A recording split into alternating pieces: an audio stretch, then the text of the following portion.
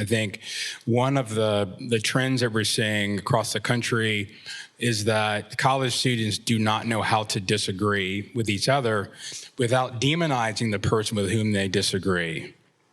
And because one of the things that's happened in recent decades is that there's sort of been this merger between our speech and a person's identity and their affiliation in a tribe. And so if someone offers disagreeable speech, you're like, oh no, you're one of them.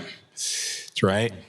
And there's been some concept creep, right? So by the way, I'm parroting Jonathan Haidt here, so don't think I'm smart. So one of the things that Haidt says in the book, The Righteous Mind, which is a book I would recommend for everyone, is that we not only demonize those with whom we disagree, we also characterize them as evil.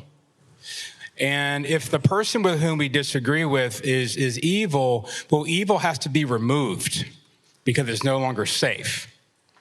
And we have an entire generation of extremely coddled university students who believe that disagreeable speech is a personal attack on them and their families and their whole tribes and everyone that they associate with. And so that's how we get words like disagreeable speech as violence.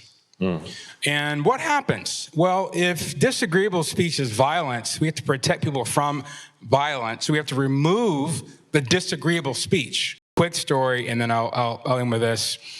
When I was teaching at the King's College, one of the things that I realized I had to do to get students off their phone in class, I had to stir it up. And so one of the things that I would do is I would have these debates in class. And I would say, okay, hey, here's team A, here's team B, here's the prompt, right? Here's the argument. I need you to debate it. And I had a student say this to me once. She said, you know, I can't really argue that position because I don't personally believe it. And I said, no, this is the point. The whole point of this exercise is to learn how to disagree and to imagine and understand the reasons why someone might arrive at conclusions that are different than yours without demonizing them. And she basically said, like, she physically couldn't do it. And I was just so amazed at this that she just was not able. I can't do it. I still made her do it anyway, for the record.